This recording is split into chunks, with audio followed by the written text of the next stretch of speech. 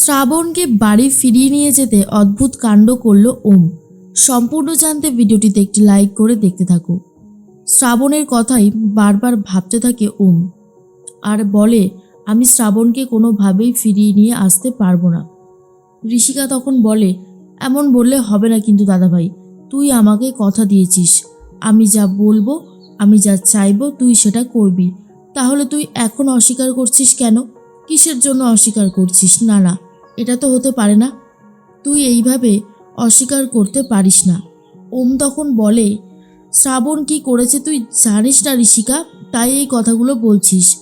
ঋষিকা তখন বলে, বৌদিভাই যাই করুক না কেন, আর আমি দিভাইয়ের কাছ থেকে শুনেছি ও কি করেছে আর কি করেনি। প্লিজ তুই আমার কথাটা একটু ভাব, আমার বিয়ের মতন একটা ডিসিশনে তুই যদি এরকম করিস তাহলে আর কিছু বলার নেই। এরপরেই তখনই দাদু বলে, আচ্ছা আচ্ছা ওম দাদুভাই নিশ্চয়ই কথা শুনবে, তুমি একটু ফ্রেশ হয়ে এসো, যাও, অনেকক্ষণ হলো তো তুমি এসেছো, তাই বলছি। তখনই ঋষিকা বলে, সে আমি যাচ্ছি, কিন্তু বৌদিভাইকে এই বাড়িতে ফিরিয়ে আনতেই হবে।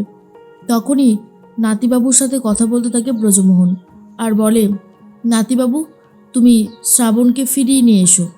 তখনই ওম বলে, কি বলছো এসব ওল্ডম্যান, তুমি জানো না শ্রাবণ কি করেছে আর কি করেনি? শ্রাবণ তোমাকে আর আমাকে অনেক কষ্ট দিয়েছে, ছোট করেছে, ওকে আমি এই বাড়িতে কোনোভাবেই ফিরিয়ে আনবো না। দাদু বলে, আমি জানি শ্রাবণ যেটা করেছে সেটা ভুল করেছে, সেটা অন্যায় করেছে, কিন্তু তাই বলে ওকে ফিরিয়ে আনবে না, সেটা হতে পারে না। ভাবো তো, ঋষিকা দিদিভাইয়ের হবু শ্বশুরবাড়ির লোকজন যখন আসবে, জিজ্ঞেস করবে তোমার স্ত্রী কোথায়, তখন তুমি কি উত্তর দেবে? এরপরেই ওম তখন বলে, ওল্ডম্যান এসব তুমি কি বলছো? ওল্ডম্যান বলে, দেখো নাতিবাবু, আমি কোনো ভুল কথা বলছি না, সেটা তুমিও খুব ভালো মতন জানো। যা বলছি তা অক্ষরে অক্ষরে সত্যি। আর সব থেকে বড় কথা হচ্ছে, ওরা যাতে এটা না বুঝতে পারে ওরা যেই পরিবার থেকে মেয়ে নিয়ে যাচ্ছে সেই পরিবারের অনেক ইতিহাস আছে, সেটা জানলে খুব একটা ভালো হবে না। আশা করি তুমি আমার কথাটা বুঝতে পারছো, ভেঙে বলতে হবে না। ওম বলে, তাই বলে শ্রাবণকে এই বাড়িতে ফিরিয়ে নিয়ে আসবো? আমার তো শ্রাবণকে এই বাড়িতে ফিরিয়ে আনার কোনো ইচ্ছেই নেই ওল্ডম্যান। ওল্ডম্যান বলে, জানি ইচ্ছে নেই, কিন্তু জীবনে অনেক কিছুই ইচ্ছে থাকে না, ইচ্ছা না থাকা সত্ত্বেও করতে হয়, তাই কোনোভাবেই পিছিয়ে আসা যাবে না। আমি কি বলতে চাইছি তুমি বুঝতে পেরেছো তো? আর তখনই ওম বলে, জানি না, তোমাদের যা ইচ্ছা হয় করো, আমি যেতে পারবো না, আমি শ্রাবণকে ফিরিয়ে আনতে পারবো না। ওল্ডম্যান বলে, ওরকম বললে হবে না, ফিরিয়ে তোমাকে আনতেই হবে। অন্যদিকে শ্রাবণের কাছে ফোন আসে, তার তিন্নি ভালো নেই। শ্রাবণ তাড়াতাড়ি করে বেরিয়ে যেতে চায় আর ফোন করেছে রাহিদেরকে আর বলে, তোরা এক্ষুনি আয় তো, আমাদের একবার হসপিটালে যেতে হবে তিন্নির কাছে। এরপর আরতিদি বলে, কিরে শ্রাবণ তুই কোথায় যাচ্ছিস?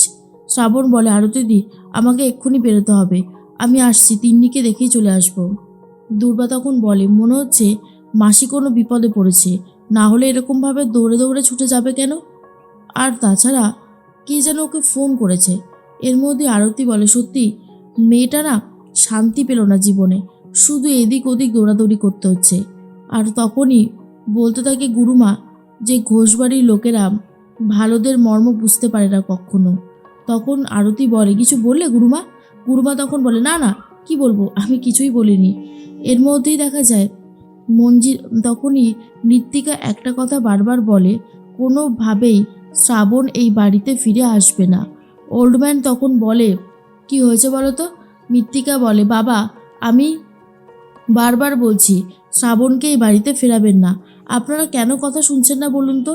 রানু তখন বলে, নতুন বৌদি এমন বললে কি করে হবে, ঋষিকার সমস্ত দায়িত্ব নিয়েছিল হচ্ছে শ্রাবণ, তাহলে সেই দায়িত্ব এবারে কে পালন করবে? মৃত্তিকা তখন বলে, আমি আছি, তুমি আছো, আমরা সবাই আছি, আমরা সবাই ঠিক উত্তর দিতে পারবো। রানু তখন বলে, শ্রাবণ এই বাড়ির বউ, শ্রাবণকে এই বাড়িতে ফিরিয়ে আনতেই হবে। ওম তো গেছে। এর মধ্যেই তখনই কথাটা শোনার পর মৃত্তিকা বলে, এই বাড়াবাড়িগুলো না আর মেনে নেওয়া যাচ্ছে না। রোহিণী তখন বলে, কোনটাকে বাড়াবাড়ি বলছো নতুন মা? ভুলে যেও না বৌদি ভাইও কিন্তু তোমাকে বিশ্বাস করে, তোমাকে ভরসা করে জেল থেকে এখানে নিয়ে এসেছে, আর তুমি বৌদিভাইয়ের সম্পর্কে এই খারাপ কথাগুলো বলছো কি করে? তোমার মুখে একবারও আটকাচ্ছে না, তাই না? কথাটা শোনার পরেই মৃত্তিকা তখন বলে, এসব একটু বাড়াবাড়ি হয়ে গেল না রোহিণী বেটা? এ সমস্ত ভুলভাল কথা কেনই বা বলছো? রোহিণী তখন বলে, আমি যে কোনো ভুল বলিনি সেটা আপনিও খুব ভালো মতন জানেন। সব থেকে বড় কথা কি বলুন তো? এর মধ্যেই দেখা যায় যে দাদু বলে, উফ তোমরা চুপ করবে? আমি আর পারছি না, তোমরা দয়া করে চুপ করো। এত ঝামেলা ভালো লাগছে না। বলেছি তো নাতিবাবুকে ঠিক শ্রাবণকে ফিরিয়ে আনবে। আর তোমরা এই সমস্ত ব্যাপার নিয়ে আর ঝগড়া ঝামেলা করো না। এর মধ্যেই শ্রাবণ চলে গেছে হসপিটালে। সেখানে গিয়ে তিন্নিকে খুঁজতে থাকে। তিন্নিকে দেখতে পেয়ে জিজ্ঞেস করে, তিন্নি, তিন্নি তুই কোথায় ছিলিস? তিন্নি তখন বলে, আমি তো ওয়াশরুমে ছিলাম। মানি তুই এসেছিস, আমার ভীষণ ভালো লাগছে। আচ্ছা মানি, আমি এখান থেকে কবে ছুটি পাবো?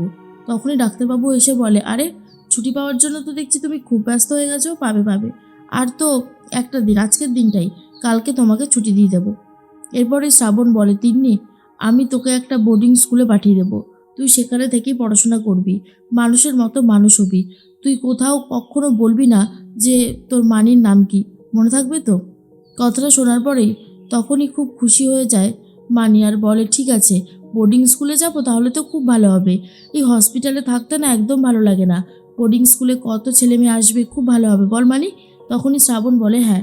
আসলে শ্রাবণ মাস্ক ব্যানের জন্য ভয় পাচ্ছে, তাই জন্যই আগে থেকে জানিয়ে দেয় তিন্নিকে কোনোভাবেই অচেনা কাউকে মানির নাম বলতে না।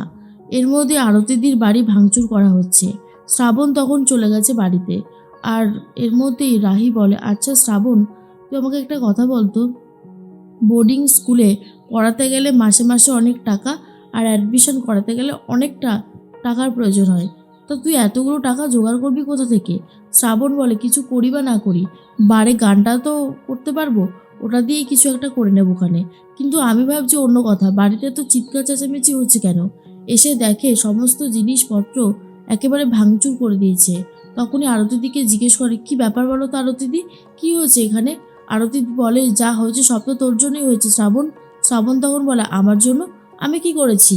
এরপরেই সবাই মিলে যখন সমস্ত ঘরবাড়ি ভেঙে ফেলতে যায়, শ্রাবণ তখন বলে, আর একটা জিনিসও ফেললে আমি কিন্তু এবার স্টেপ নিতে বাধ্য হব।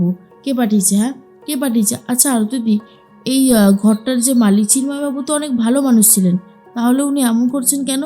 এরপর ওম বলে, না, চিন্ময়বাবু না, এই বাড়ির নতুন মালিক হলো ওমকার ঘোষ। শ্রাবণ, তোমার সাথে আমার কোনো শত্রুতা নেই, আর থাকলেও সেটা আমি ভুলে গেছি। চলো, এখন তুমি ঘোষ বাড়িতে ফিরে যাবে। কিন্তু শ্রাবণ কোনোভাবেই ঘোষ বাড়িতে ফিরে যেতে চায় না। ওম তখন বলে, কি হলো, দাঁড়িয়ে আছো যে, চলো, যেতে তোমাকে হবে। আর শ্রাবণের মনটা আরও বেশি খারাপ হয়ে যায়। আরও বেশি করে রাগ করে শ্রাবণ ওমের উপরে, যে শেষ পর্যন্ত এরকমভাবে আরতিদির বাড়িটা ভেঙে চলে দিল। এটা মিস্টার ঘোষ একদমই ঠিক করলো না।